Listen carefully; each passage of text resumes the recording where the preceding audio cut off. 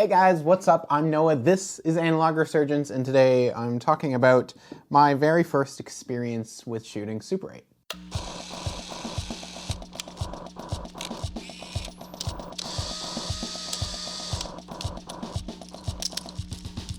In the spring of 2013, I was leaving my high school for the very last time. Our high school had a pretty intense drama, arts, theater program. So going through a box one day, I found this. This is a Cinemax Macro C802 Super 8 camera. And this was my very first Super 8 camera. First, a little bit about this beast of a camera. The camera takes 4 AA batteries, which, it just holds pretty standard for Super 8 cameras in the handle of the camera in a battery holder, but this only runs the motor. So it also takes in the back compartment here a old school mercury cell battery that will power the internal light meter of the camera, allowing it to do auto exposure for the films that you put inside of it. When you press the trigger down, it sounds like this. On the side, you've got some frame rate options. It will shoot at 18 frames per second, which is projection standard speed for silent Super 8 movies, 24 frames per second, 32 frames per second, and I believe you can also do single frame exposure with this camera as well. On the other side, you've got a battery check button. Besides that is a backlight compensation button. The other side, you've got some lock, run, and then consistent run buttons. So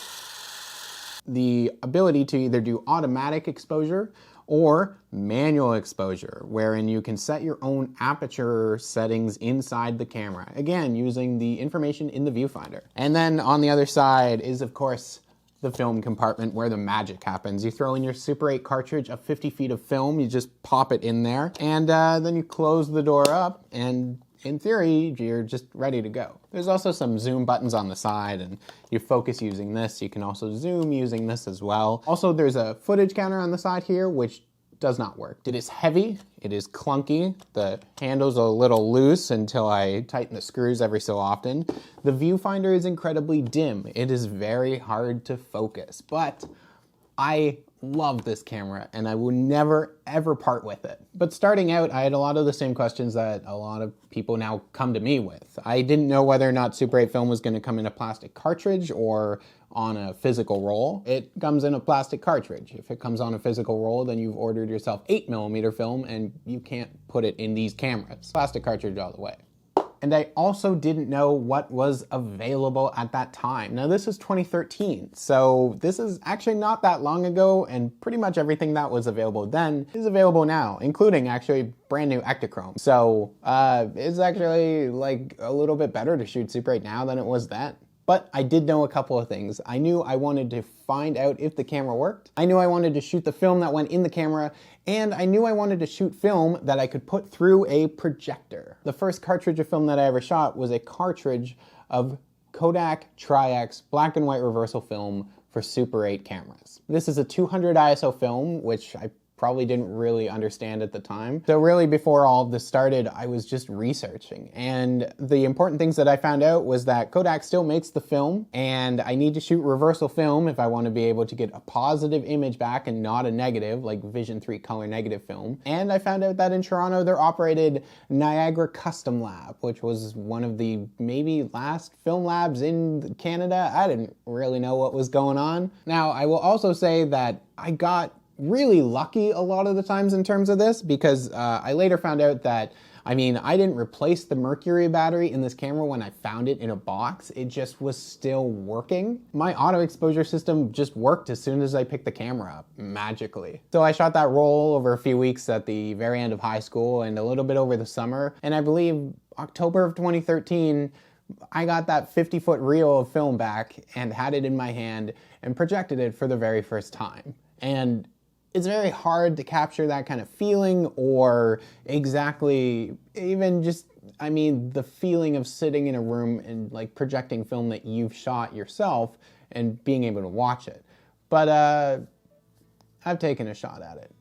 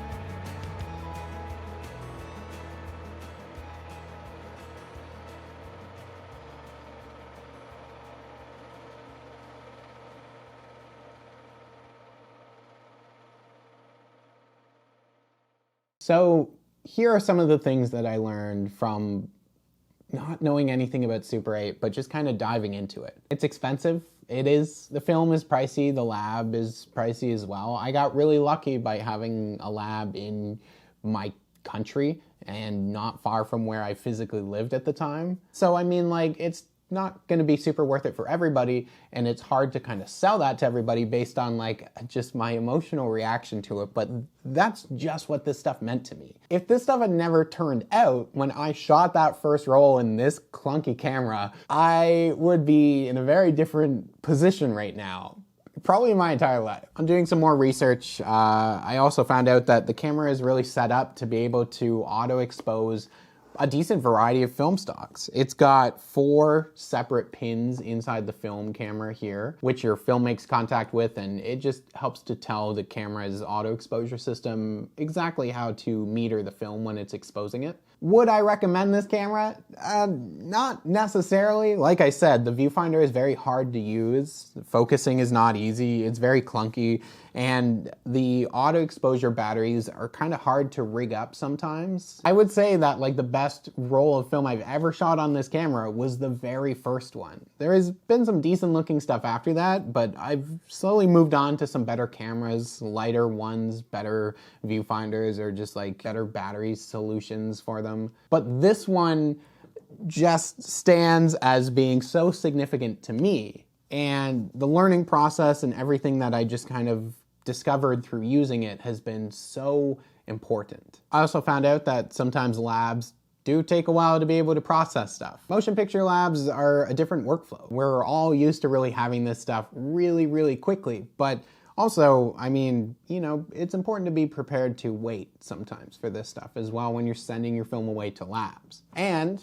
in the end, I found out that even though you shoot this strange looking cartridge of film through your camera, you get this back. This is 50 feet of film comprising the very first images I ever exposed onto Super 8. It's a strange topic for a lot of people, and especially for me at the time who, I mean, I didn't know anything about it. It was very confusing, and there was a lot of information, it seemed like, to be able to kind of understand it, even though 20, 30, 40 years ago, this stuff was just like the average home movie format. There's a lot of stuff that I like to see people do with it. Music videos and short projects and just like weird stuff and experimental stuff as well. But for me, the very first time I ever used it, I just used it for the stuff that Super 8 was designed to be used for. Just home movies and just hanging out with people. So I hope that you enjoyed, you know, this little personal story about my experience with Super 8 and also getting to look at it through the eyes of a projector,